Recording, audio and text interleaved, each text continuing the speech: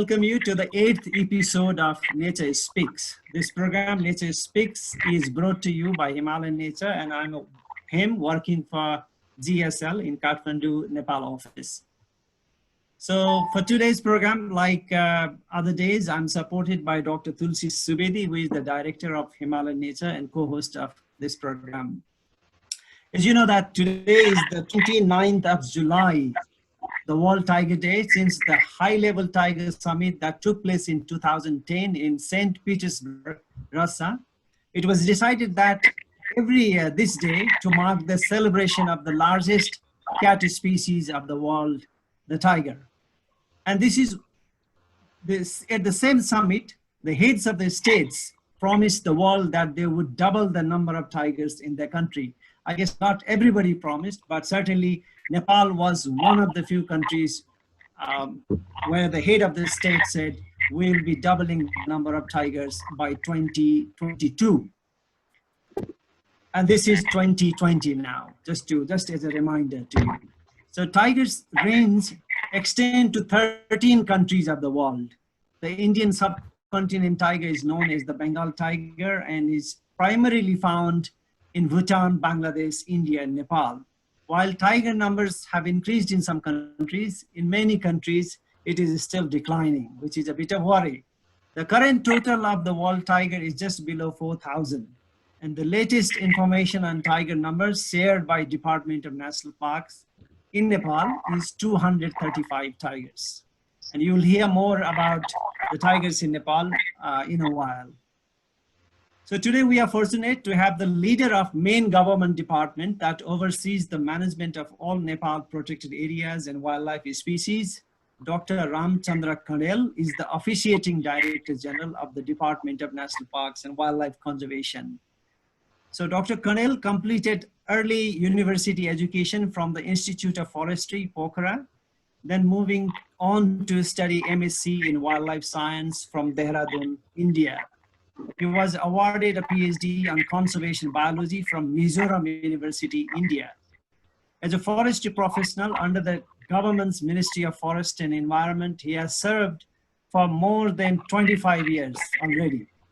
Most of this time during his service, he has spent in the management of protected areas of Nepal, for example, the Sagarmatha National Park, where the Mount Everest is, the Langtang National Park, the very popular trekking destination, Chitwan National Park, our World Heritage Site Park, where the rhinos and tigers are, Bardia National Park, another one in the lowland, and Kositapu Wildlife Reserve, the birders' paradise.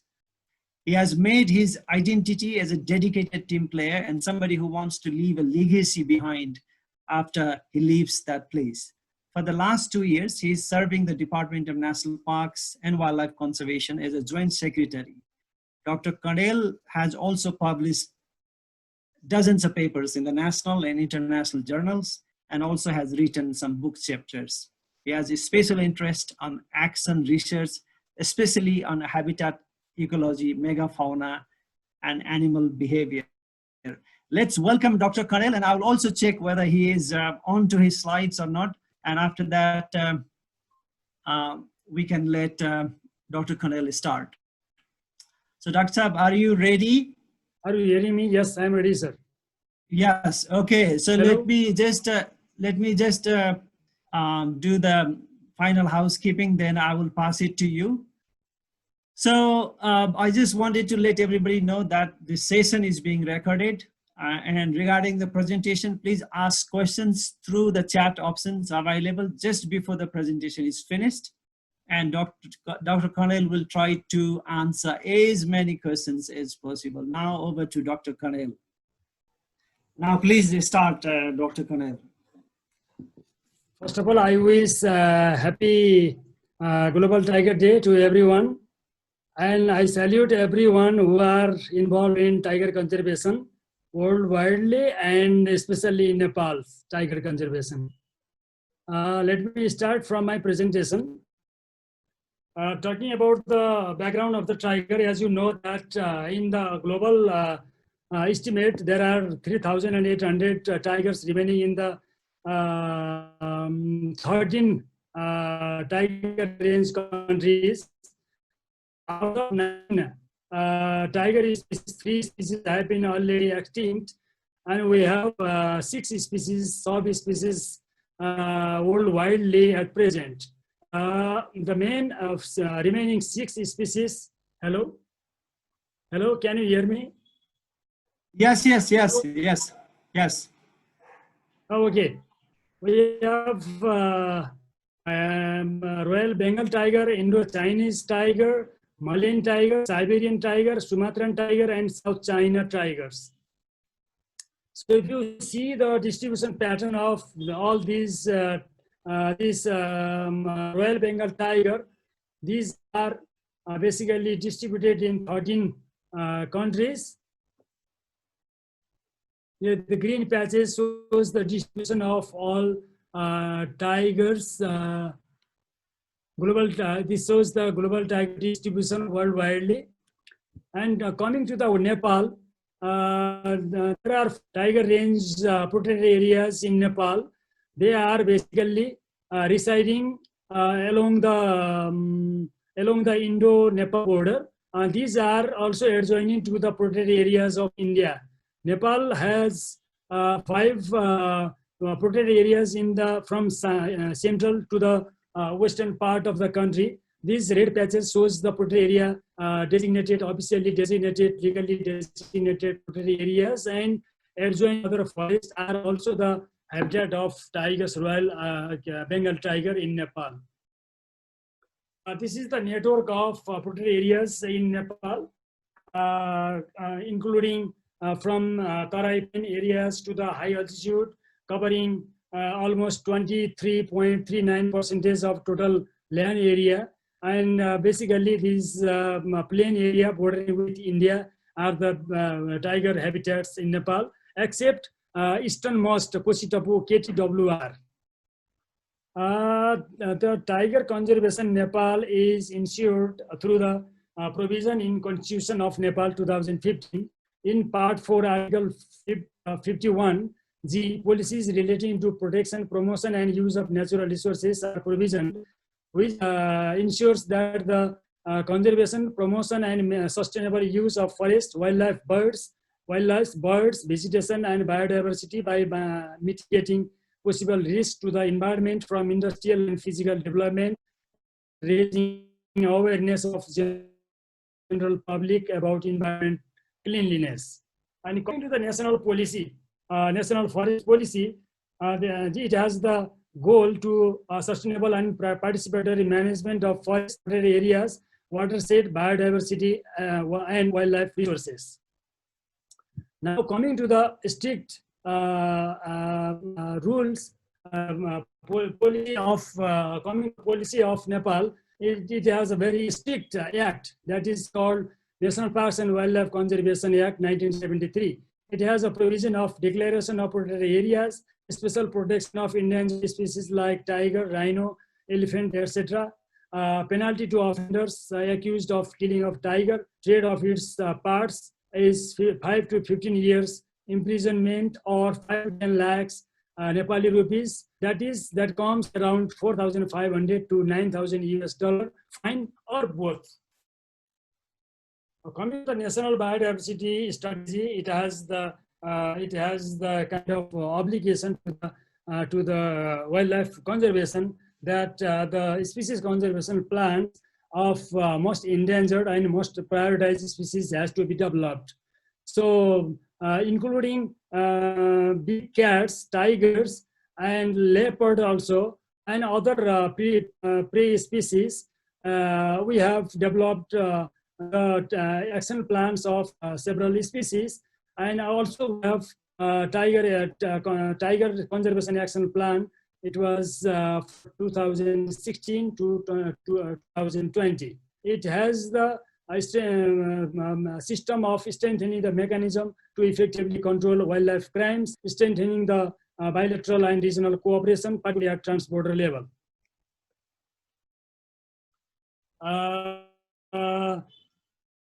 Considering all this of the government, the Nepal government has envisioned the biodiversity conservation, ecological integrity, safeguard of ecological integrity, socioeconomic well-being of the people, this has been secured in the vision of the TAL study and action plan. Similarly, it also gives high priority to conserve and ensure recovery of endangered species and critical ecosystem. For preserving the tiger, to combat with illegal trade, to collaborate with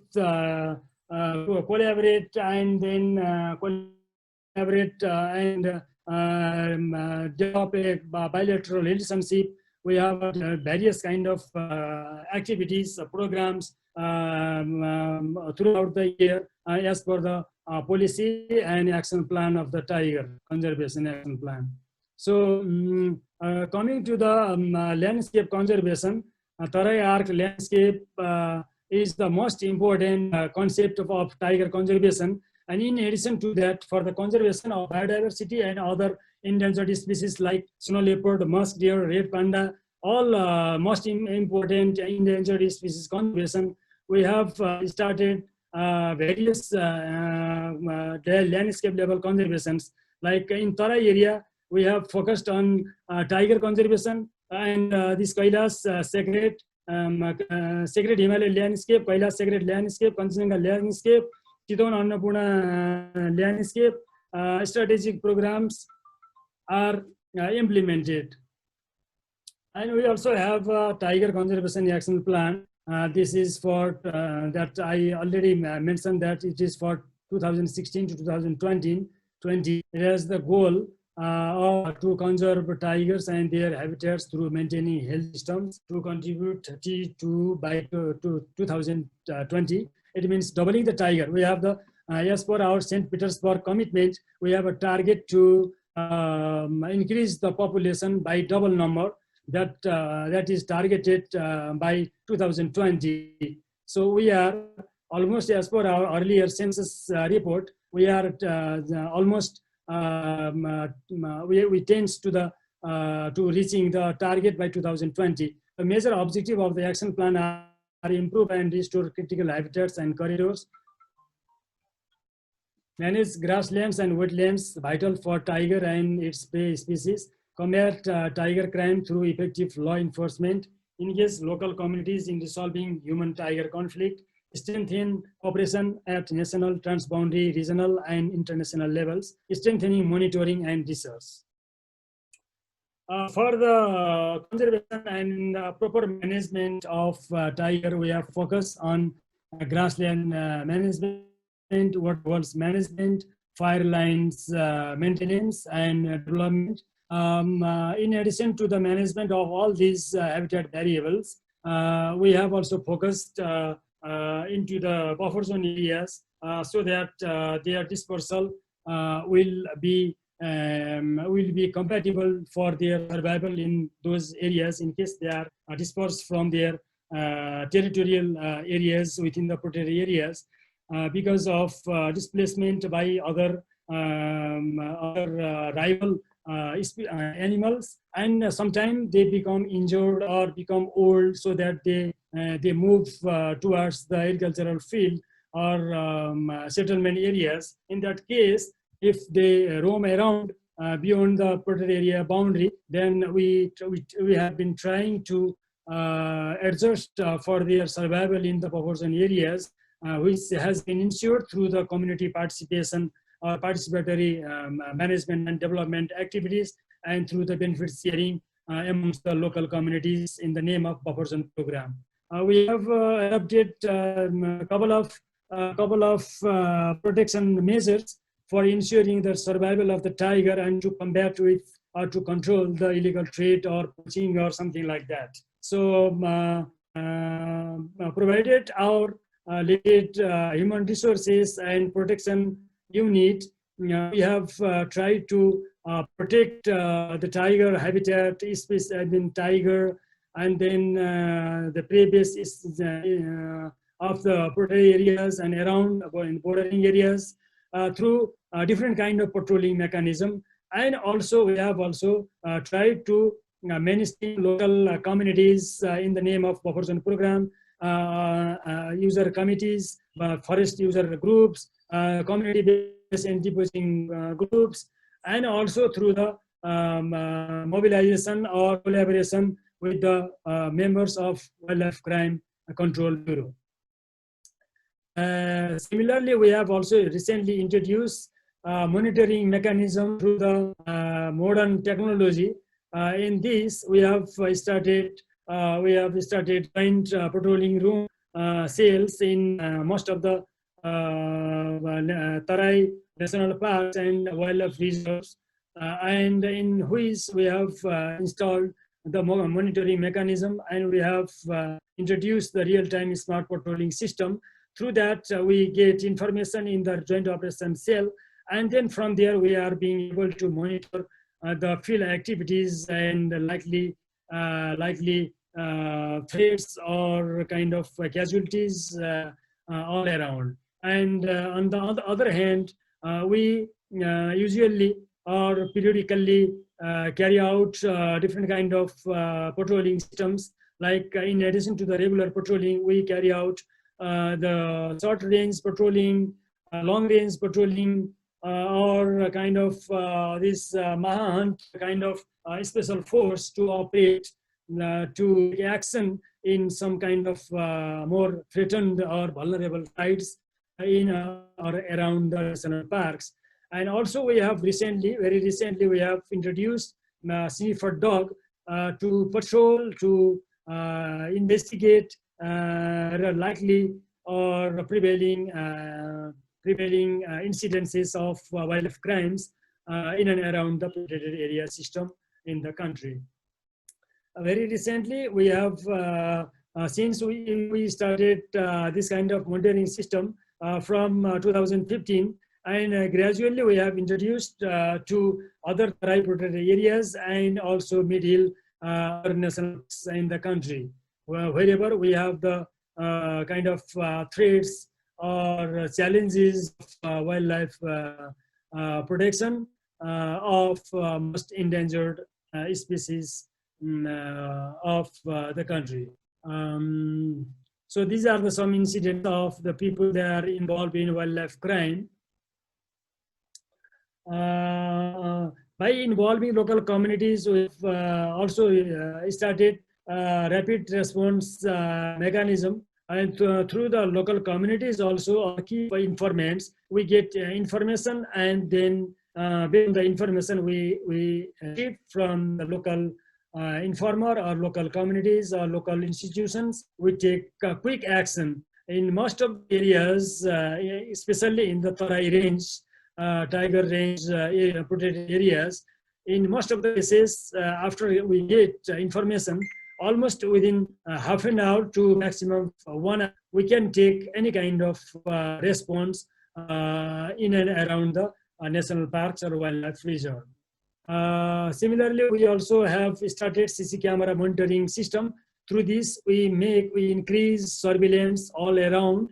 We especially focus on the wherever we have field guard post, we can monitor all around. But in some areas, we may not be able to cover through our patrolling mechanism because of inconvenience in the field, or sometimes maybe because of the inability of installing permanent posts. Those areas might be exploited by some kind of these poachers or illegal activities. So in that case, we have put up some CC cameras, or sometime poacher cameras. Through with the help of this system, we have been able to catch up many kind of illegal activities within and around the protected areas.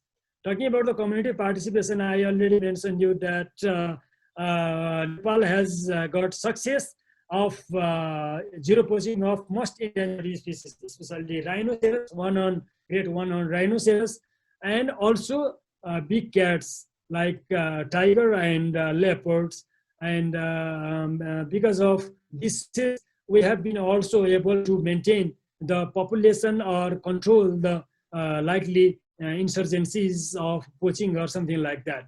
So in addition to that, we have been also getting moral, ethical, and then financial and physical supports from other local institutions, conservation partners like JDSL, WWF, MTMC, and many other organizations and activists of the conservation-related institutions.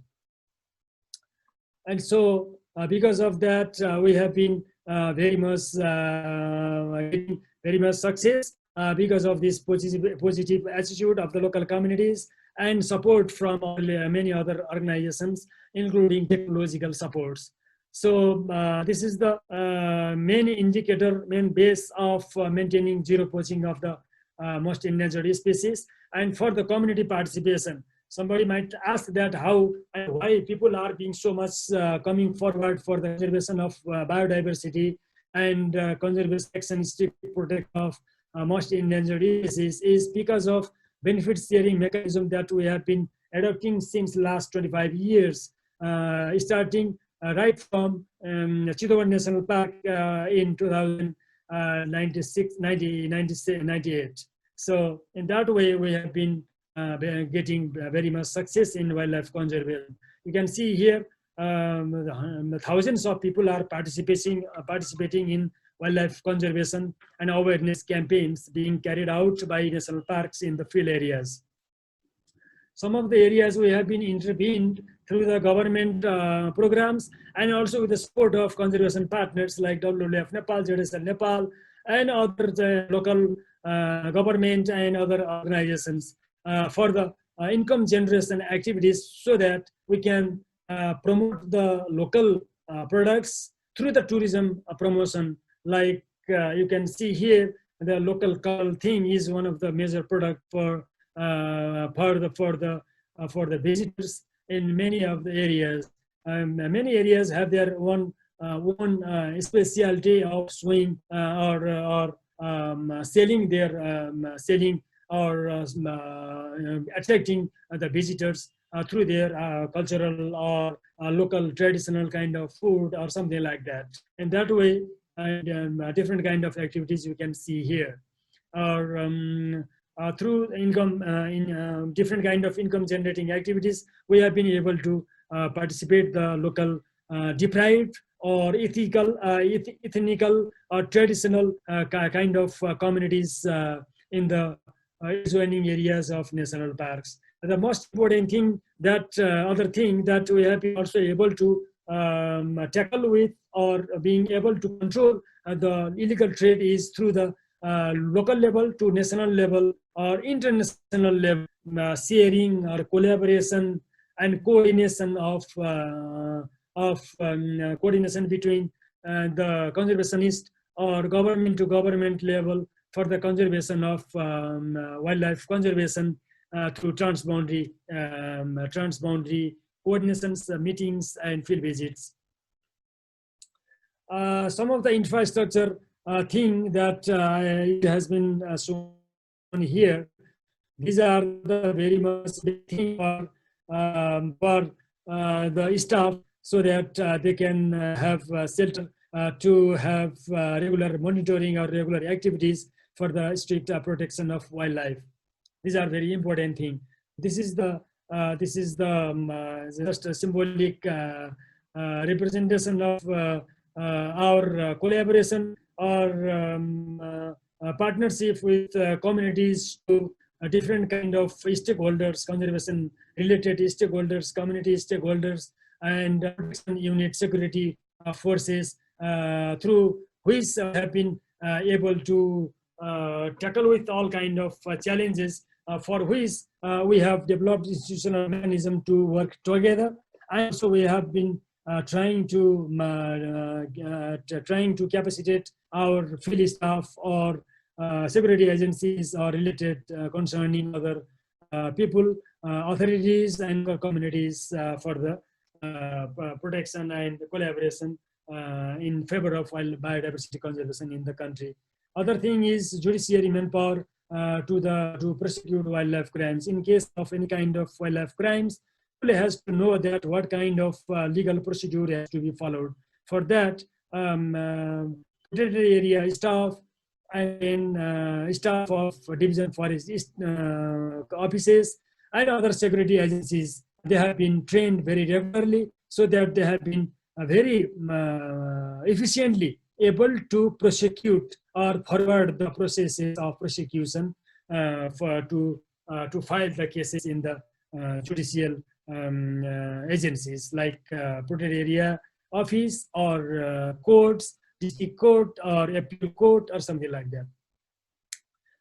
In 2018, the latest tiger survey was carried out in the country, in the whole tiger range protected areas and around in Tarai range of Nepal. The main objective were to estimate tiger population and density, also estimate prey density, estimate the percentage of habitat occupied by tigers, status change monitoring for protected area against 2013 baseline, and population trend analysis through 2018.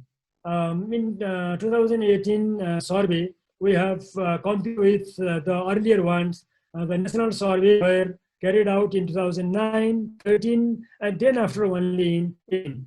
Besides that, partial surveys or kind of sample surveys were carried out in other years also, as you see here, in other areas or certain pockets or some vulnerable sites or more convenient or more density areas, tiger density areas were surveyed. So as for our national survey, in the recent 3 surveys were shown here, and compared the status of population over the tiger range protected areas in the country. So line transects were talking about the method.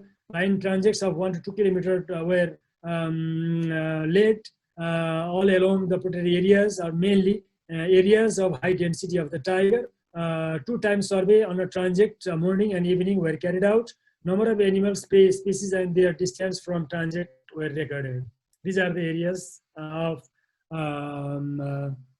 Suglafada National Park, just representation. And prey base of mainly these species were recorded. Other thing is human tiger conflict is the most important thing in tiger conservation. This is very much big challenge or problem of conserving tiger. In the one side, all government and non-government agencies, international agencies, financing agencies, and local communities are the mainstream of tiger conservation. At the same time, different kind of casualties have been also occurring. So that because of that kind of conflict has been increasing. So that we have basically mainly focused on the habitat management and also rescuing the tiger or managing from the management of wetland sites and grassland sites, and many other alternative habitats have been seen for the alternative habitat of the increasing population of the tiger. These are the celebrations of some zero poaching events of years. We have a higher level to ground level, I mean field level protection mechanism. In the apex level, we have National Tiger Conservation Committee being headed by Right Prime Minister, Honorable Prime Minister, and the policy level Wildlife Crime Control Coordination Committee is there, which is headed by Honorable Minister and also supported by respected secretary. And then executive level, there is central level Wildlife Crime Bureau being headed by Director General, and the implementation officer and DFOs, Division Forest officers are leader in the local communities through their coordination. Other protection and administrative units and other partners are being participated. And units are the conservation partners involved in tiger conservation in Nepal. Chunia sir, can you hear me? Hello. सुनेछ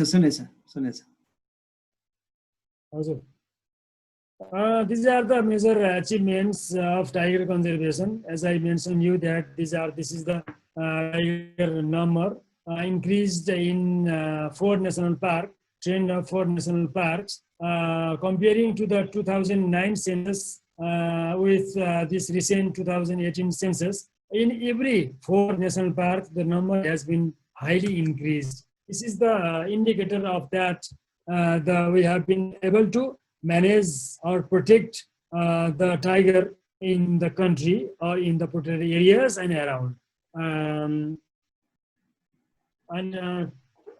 So this shows that we are just tending to reach the target of doubling the tiger in 2020. Now we are in a position of 235 tigers, and then still we need to increase 15 more tigers. Because of this trend, we are very sure that we can reach the target very easily. Talking about the density, in Porsa and adjoining forest, we have 1.49 per 100 square kilometer density. In Chitwan, 3.81 tigers. In Bake and adjoining, we have 0.38. Bardia and adjoining, we have 5.4. And in Sukla Fata and adjoining, 3.48. So, Porsa and Bake national parks are very young national parks. And before that, these were mainly not the prime habitat of tigers quite a few years before, but because of the spillover effect of Chitwan National Park and Bake National Park, the population has been increasing. I mean, the animals are moving towards alternative habitats. They are searching for Porsa National Park from Chitwan and Bake National Park from Bardia National Park. In that way, the number and density has been very satisfactory. So very recently, we have also carried out ecological tiger capacity of ecological carrying capacity of tigers in Chitwan and Porsa complex, which recently we have today only we declared the report of this ecological carrying capacity in Porsa Chitwan complex. In that, based on that report, we have concluded that in Porsa National Park we have almost increased. We have very potential. I mean, hopeful. We are very satisfactory that we are very optimistic that the area can hold the even very larger population. If we increase the population from 3 to 14, we can hold the bigger population. So as per our earlier census, we have about 71 only, but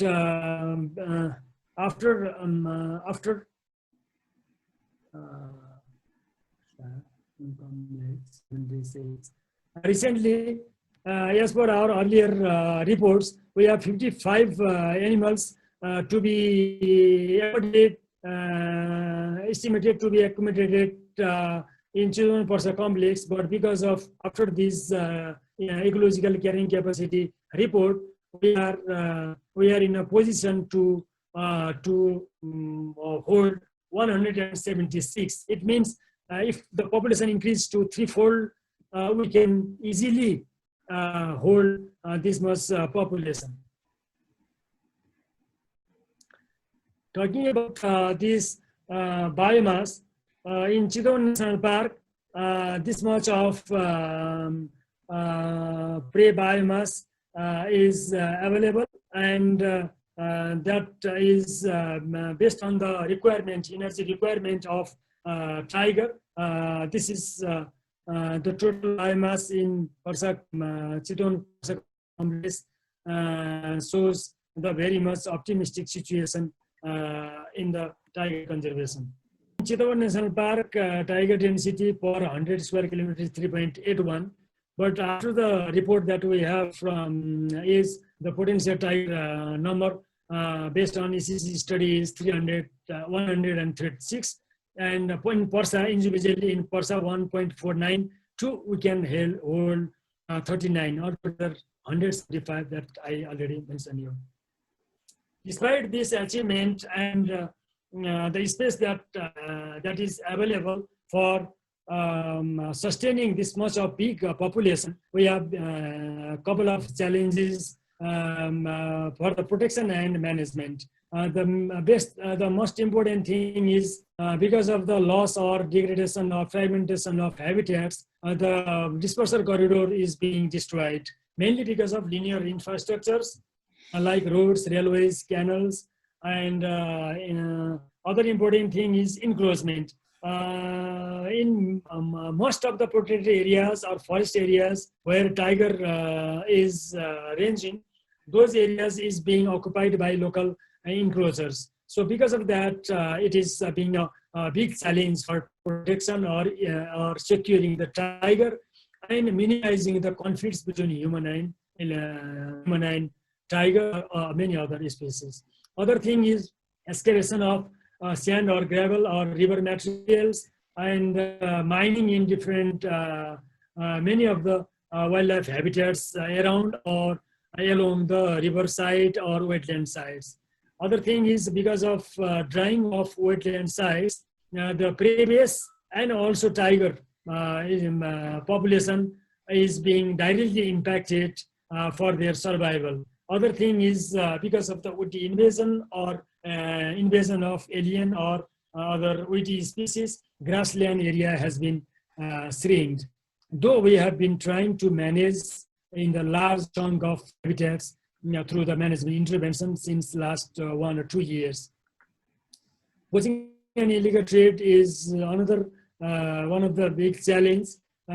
Similarly, maintaining prey-based density for increased carnivore population, managing human carnivore conflict, diseases of wildlife, and changing climate are the major challenges of tiger conservation in Nepal. Talking about the way forward, sustaining the growing population of wildlife through habitat management, streamline wildlife-friendly linear infrastructure in development, enhance the security, minimize conflict with both preventive and mitigative measures, use cutting-edge technologies for surveillance, monitor population and conduct researches, improve governance, capacity staff, incentivize grassroots communities, and promote wildlife tourism in protected areas. This is all about my presentation. Thank you for patiently listening me. And I don't know whether I could properly communicate to you about the conservation efforts in Nepal. Kindly ask me if you have any queries or somebody can also supplement if I have missed some of the important things. Thank you very much. Thank you, Dr. Kandel, for your very enriching presentation. And we have learned quite a lot about the efforts made by government, the community, the coordination bit with different agencies, the collaboration between different agencies and the conservation partners included, and of course, the wonderful mechanism that you showed in the graph from the top level, from the Prime Minister's level to all the way down to the community level. That kind of management has resulted the success that we can see today for tiger conservation in Nepal. So there are many questions that have come to your way, and I will try to pick up some of those questions. Once again, really sorry for the technical glitch to all the audience. So Dr. Kandel, I will be picking up some questions, and please please, try to answer them briefly, because that will help taking as many questions as possible. So the first question is about wildlife relief. The government of Nepal has provision some wildlife relief, but there is some kind of issue about processing. If somebody wants to get the wildlife relief, actually sometimes what happens is they end up spending more money what they get. So that's how, so what have you thought about making that access to that relief money easy, less bureaucratic kind of thing? So, Dr. Kandel. So, we have been optimally using the government's allocated budget to the multiple sector of management within the protected areas for the improvement and development of habitat variables. One thing. Other thing is we have also tried to develop the intelligence system by using local informer or enhancing capacities, and also mainstreaming the security agencies. In addition to Nepal Army, which has been directly involved in protection, and also local communities are also allocating their budget through the buffer zone management program. Also, in addition to that, hello? Darshan, the question is about the relief, like when somebody goes to, yeah? Yes. Okay. I'm coming to that point. I'm coming to that point. Because of these all kind of management interventions, we have expected that we will be able to limit the dispersal of animals within the protected areas, so that their dispersal outside their mobility outside will be controlled. If not, then in that case we have also mechanism of relief, providing kind of compensation in the name of relief mechanism. In case of human casualties, in case of human death, government has allocated 10 lakhs rupees of one casualties of human death. And in case of any kind of serious injuries, government has assured the treatment of the victim. And in case of minor injuries, government provides up to 50,000 Nepali rupees. And additionally, if in case of domestic casualties of domestic animals or crop damages, government has also assured has a provision of providing compensation to the any kind of damages. That kind of thing is successfully adopted. If you talk about this last year's expenses, we have provided 9.5 crore, 9 crore and 50 lakhs, almost 9 crore and 50 lakhs rupees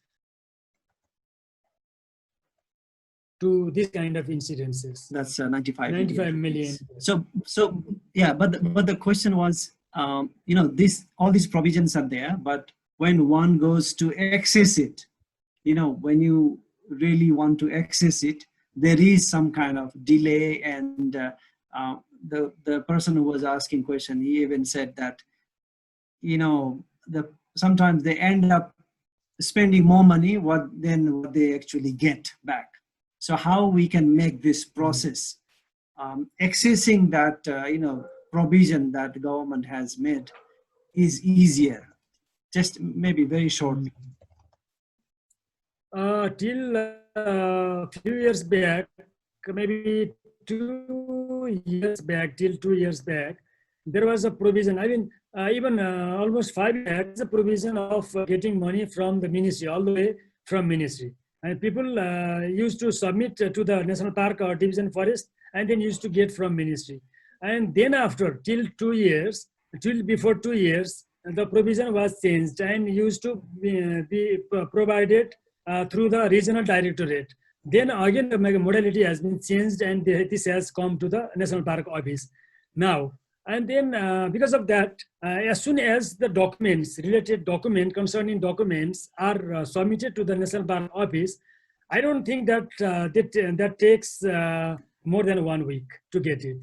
As soon as they submit the documents to the office, they can get it. Other thing is we have thought of being provided to the victims through the division forest also. In case of buffer zone areas, this is the very easier way to provide from the protected area offices. Otherwise, in case they are far away from the national park, it would be better to provide from division forest offices. That would make more easier for them to get it. So the process is getting easier and easier every year, I think. Yes, we are trying to, because of this provincial new system. This has taken a little bit more time, but it has been a little bit simplified in this. Yeah, thank you. Because we have so many questions, I think if we can be, quite brief answering them, we can cover several of the questions. So the next question is what about the role of the indigenous people in tiger conservation? There seems to be, quite a kind of dearth of the people who are coming from the indigenous background in conservation of tigers. So what would you say very briefly to this question? The role has been the role or participation of all people residing in the buffer zone has been assured through the participation in user groups, grassroots level user groups, forest user groups, and user committees. This has been assured, but still in some time, they might not get involved in those kind of institutional mechanism. In case of that, we have tried to, first thing is we have tried to amend the regulation of buffer zone management program. Second thing is in the existing mechanism, kind of invitee, as an invitee, we have been trying to participate in the user committees or decision-making process. And third thing is, despite all these things, we have been also trying to give them some kind of special packages of income generation or capacity enhancement or involvement in protection mechanism through anti-poaching, community-based anti-poaching units or other kind of participation of the people have been assured. But sometime the most important thing is most of the cases, traditional ethnic people, they reside along the forest area. Because of that, and most of the such type of settlements are illegal and encroach, based on the encroachment they have been residing there. We have been trying to relocate them to the safest areas. Until and unless they are there, their dependency will not decrease. Their fear of fighting with the wildlife or this strict protection mechanism, this will always exist there. So that we have always tried to coordinate and collaborate with concerning government agencies to relocate them outside. That is our policy, and based on that policy, we have been always advocating with the concerning agencies or coordinating with government agencies to do that. Thank you, Dr. Saab. Another question is, what is the reason behind the declining number of tigers in Chitwan National Park? I think this can be quite brief. One thing is, this is a kind of dynamics, population dynamics. Although the habitat or it has the potentiality of holding much more size of population. Sometimes because of habitat condition or because of incidences amongst or within the sympatric species or within the same species, or sometimes because of the lack of prey base, or sometimes could be because of the lack of connectivity or corridor or hindrances even within national parks. Because of it could be because of many reasons. As you know that in 2016, in 2017, there was a huge flood in Chittagong National Park. You must have seen that hundreds and hundreds of spotted deer, hog deer, and many other prey species were just swept away. You know that the large size animal, mega herbivore, rhinoceros, even rhinoceros were swept away. We have also seen that many of the tigers were also just floating over the drowned areas. That had directly impacted to the prey base and habitats, and they were disappeared or moved, either moved towards other safest habitat, maybe Valmiki Tiger Reserve or Posa National Park, or outside within the even this other division forest areas. This has the major, impact or results of destroying the population or destroying the base of their survival because of destruction of prey base.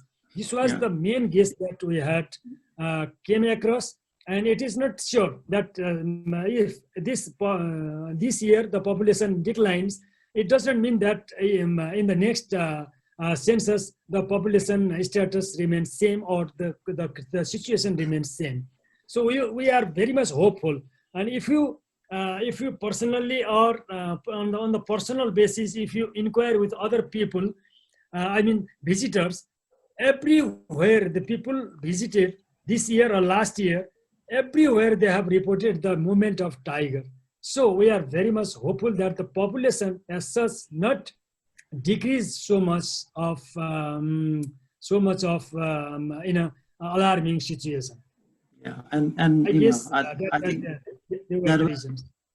that was 2018, and I think tigers are such a good breeder. I think they provided the conditions. 18 August, I think. Yeah. Provided the conditions are good, I think they can restore their numbers pretty fast.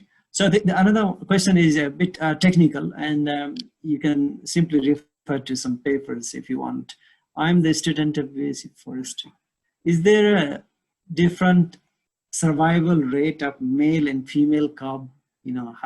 So when there are cubs of different sexes, are there different survival rate for male and different survival rate for female? That in that level, I think. We don't know. None of the research have been carried out so far. I don't think so. We'll have to defer that question to our tiger expert in. So thank you. Another question is, doubling tiger population will also increase human tiger conflict. So how do we tackle this problem in the coming days? Just be very brief. I think it's quite a big problem, everywhere. So, what did you say? Human wildlife.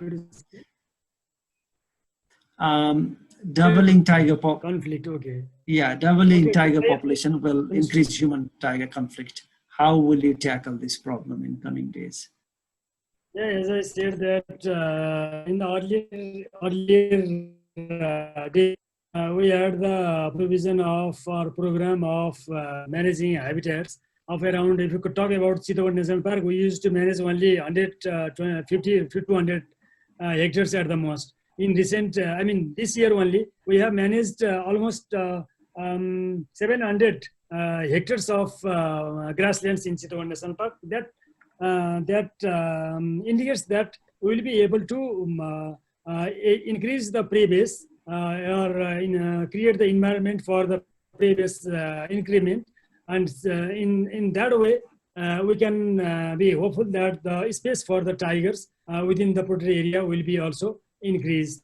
In case of any likely incidences of conflicts, we have developed the barriers through the installation of this fencing type of interventions, like solar fencing or erection of this permanent kind of walls and all. That way, we have been able to control this kind of incidences.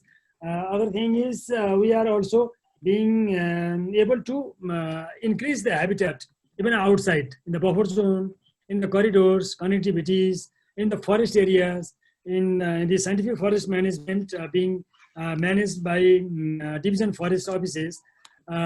This has been highly focused for the habitat management, for grassland management, wetland management, and the other thing is compensation mechanism, as I mentioned earlier, that through the compensation mechanism to simplify it, to provide very quickly.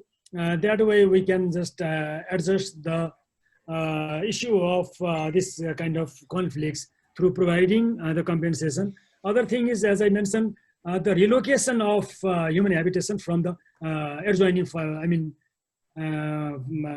adjoining to the forest areas, so that if they are settled in an integrated kind of habitations, then we can avoid this kind of incidences.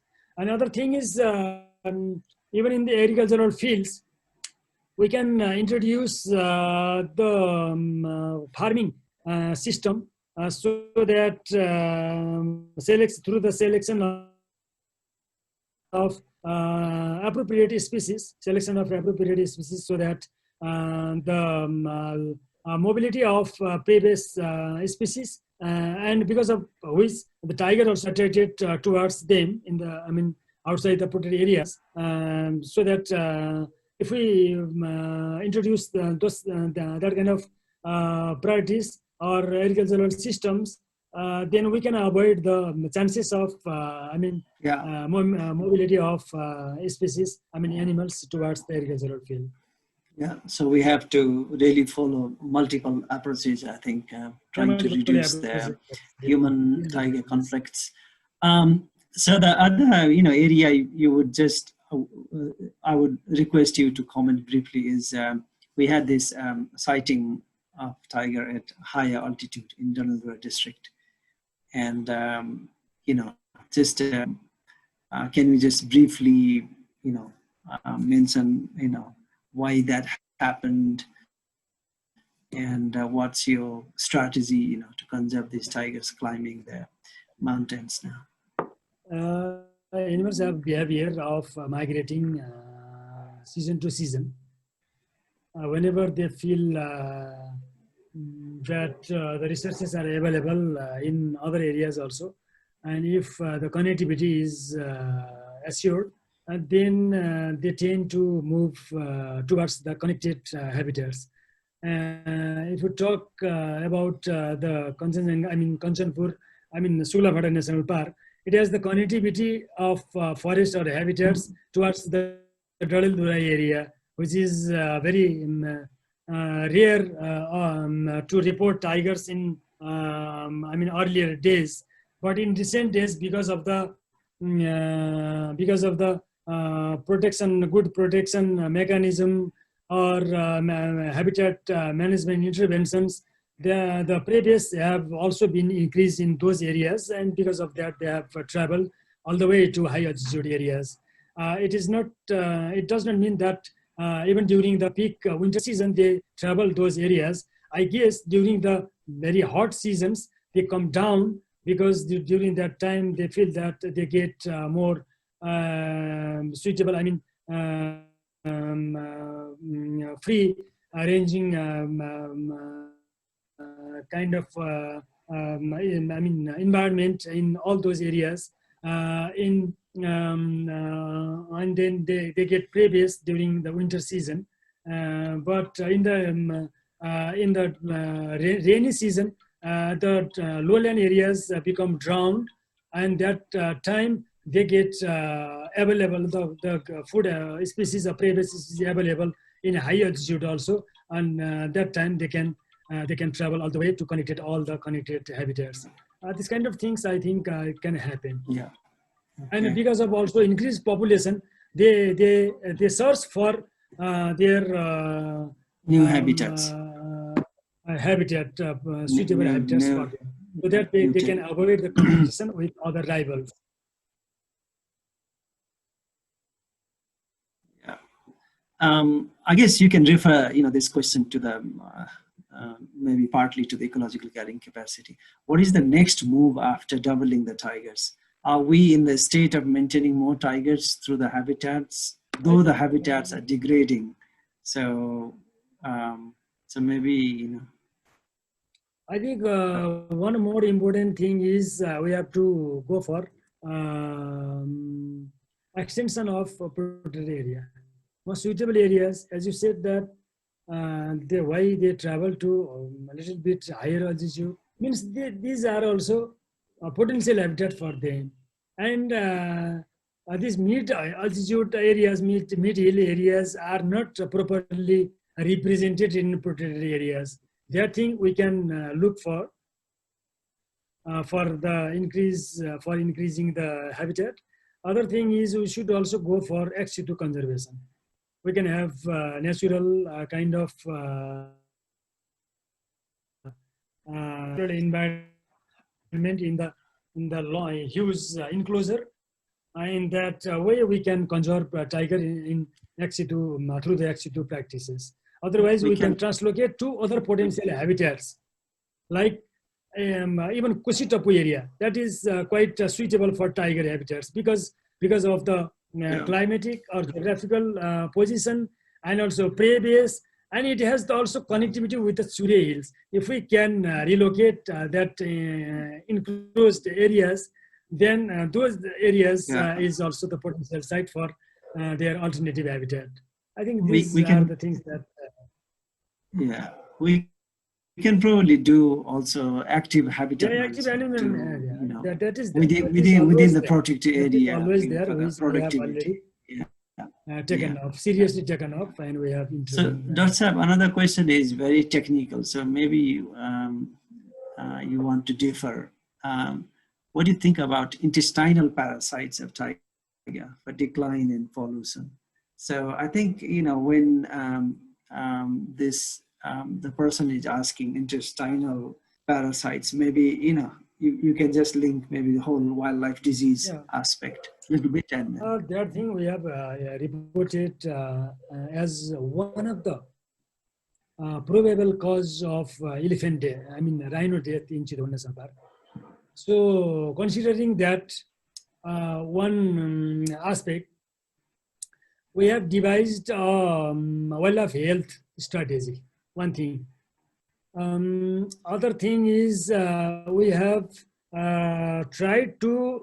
planned to coordinate with the local governments and provincial government to aware about the impacts of upstream habitat degradation or forest degradation or fragmentation or development, the results of development activities, so that from that way we can improve the habitat situation in the upstream, or we can aware the people for minimizing the use of pesticide in the crop fields, or disaster that have been occurring because of the landslides or different kind of things, mainly because of the deforestation of the area in the upstream areas, and stabilization of river banks in the protected areas and upstream areas. That way we can try to avoid this kind of risk of diseases. And other thing is we have also focused on taking the samples of water qualities or stomach contents of the animals, so that we can regularly get the information of causes of disease or sources of disease, so that we can directly relate with those regions in the concerning fields like local government or communities, or other concurrent or relevant solutions for the management. Thank you, Dr. So another question is, we tend to celebrate many conservation days, environment days, and things like that. And are they effective to save biodiversity, to save nature, or is it a celebration for the sake of celebration kind of thing? Yeah, this is, we have found very much effective, very much instrumental. This gives the huge message, that in social media, everybody is putting up their views. Everybody is reacting very positively. People are very much hopeful for biodiversity. They always seek for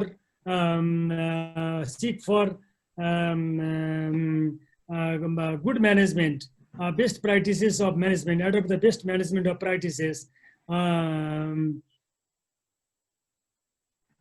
They always suggest for in favor of wildlife conservation.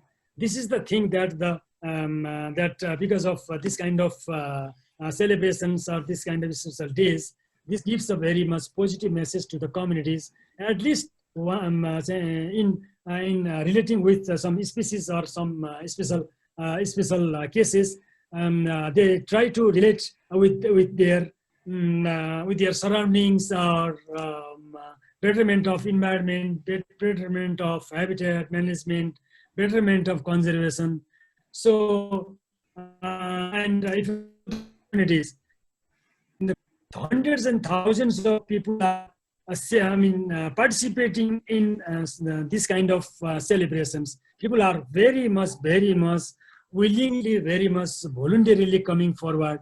This is the message that the people are getting, and this is what we are very much satisfied with our leadership or actions of biodiversity conservation, I think.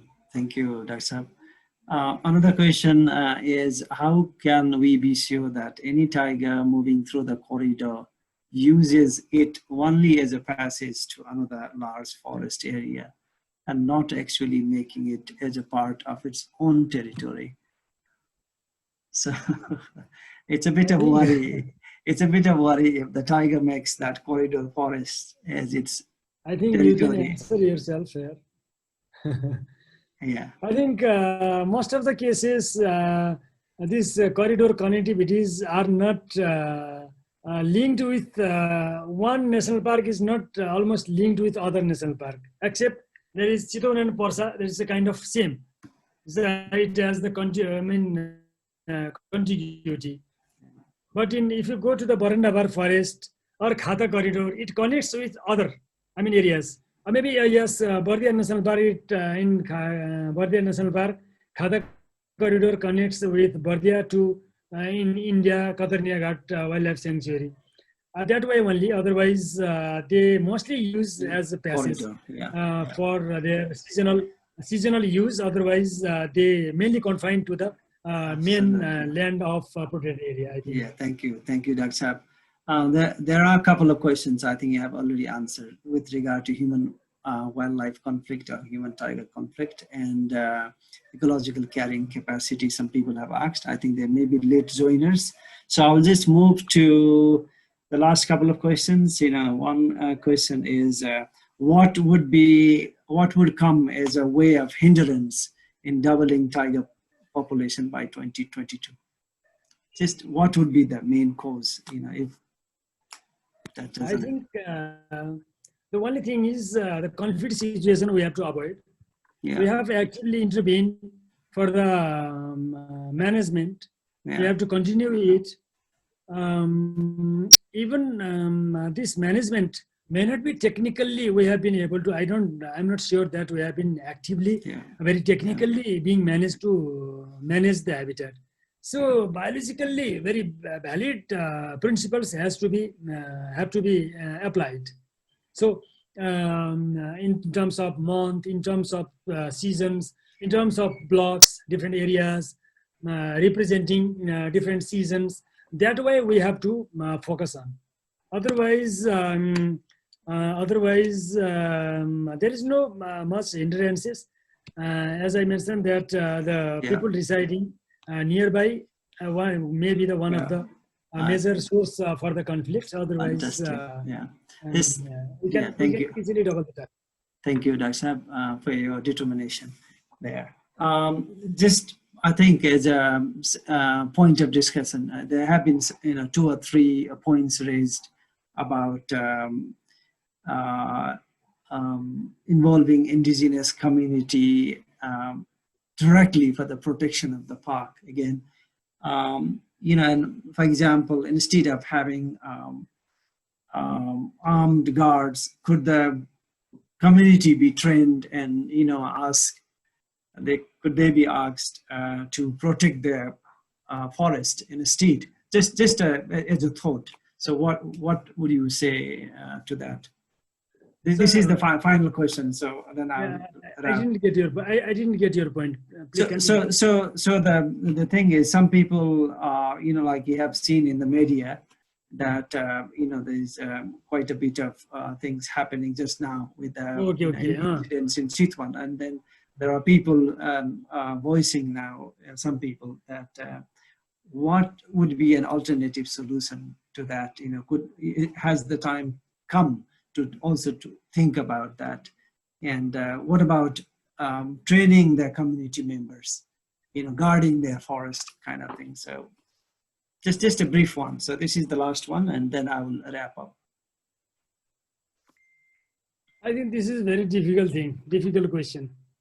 In fact, unless we get political commitment, neither we can directly benefit them, nor we can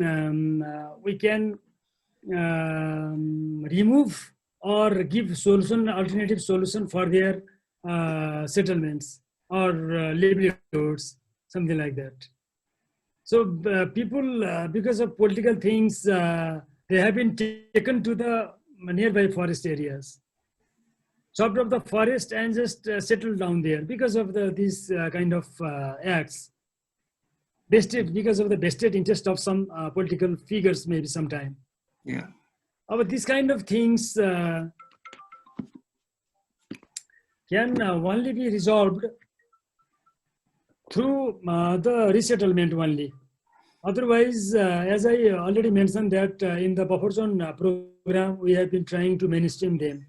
We are trying to give something for their survival through either homestay, tourism kind of things, or NGFE farming, vegetable farming, capacity enhancement, like training, different kind of trainings for them. Otherwise, this is a regular phenomena of patrolling or guarding the predatory areas. If somebody, whosoever is, somebody is entering into the national park, we have to take the legal actions. That is the only solution that we can minimize any kind of pushing incidences of illegal trade. As you know that in many of the cases, many of the poachers have exploited these kind of peoples. This is again because they have a very much poor level of awareness about the punishment, or even they are not much aware about the crime. So we have to aware them. We have to give the solution that whatever we have been giving them through different programs or partners program or whatever. That way we can engage them. That is the only solution for the time being. Otherwise, for the long term, our strategy, government's policy, forest policy is to relocate them to the safe side so that they will get opportunity for their economic prosperity and for safeguarding themselves from any kind of victimization due to wildlife or any kind of other incidences. And other thing is, we always train our people to behave or to mobilize or Yeah, to absolutely. kind of facilitate them for not Yeah. to do not to do any kind of illegal acts, and to come forward for the conservation, and to get involved in income generation activities, something like that. Yeah. So I think we can increasingly work more and more with the local communities and try to understand how best we can improve their livelihood Yeah. and make them participate in conservation. So thank you very much, Dr. Kandel, for your enlightening presentation and all the wisdom you share. Do you have anything to say very quickly? Otherwise, I will just read a few lines and close this session. Thank you, Himalayan Nature. Thank you, Dr. M. Sagar Baral, sir, for giving me this opportunity to share my views with this global conservationist, our partners, and many other audiences. This is a great opportunity to share with the people, and many of the things that I have also learned. So that I can get many of the things incorporate in our management interventions, our policy making, and to collaborate with local people, partners, communities, many other stakeholders. This is great opportunity. Thank you so much. Thanks. Thank you for from my side and from on behalf of Department of National Parks and Wildlife Conservation. Thank you. So on behalf, I always welcome creative for the improvement of our actions or activities. Thank you, everybody. Okay, thank you, Dr. Kandel. On behalf of the organizers and audience, I would like to thank for your wisdom, your time enriching us with the tiger conservation efforts in Nepal. And in spite of your busy schedule, you gave time, and in spite of that initial hiccup, the technical glitch, Dr. Tulsi was finally able to bring you to the Zoom. So thank you, Dr. Tulsi, also for that technical support. Many thanks to audience for joining with us in this presentation and for joining the Q&A session. And as Dr. Kandel said, that many of you have raised very important questions, and I think those have been listened to by Dr. Kandel, and hopefully, we can have more dialogues, when this COVID-19 goes a little bit away from us, and then we can meet together. So those of you who joined us a bit late, please be reminded that the entire presentation will be available on Himalayan Nature's YouTube site, and we'll be back again with another presentation in a week's time. So please follow Himalayan Nature's page to find out what's coming next. For today, I would like to wish everybody goodbye and namaste. See you soon. Thank you. Namaste.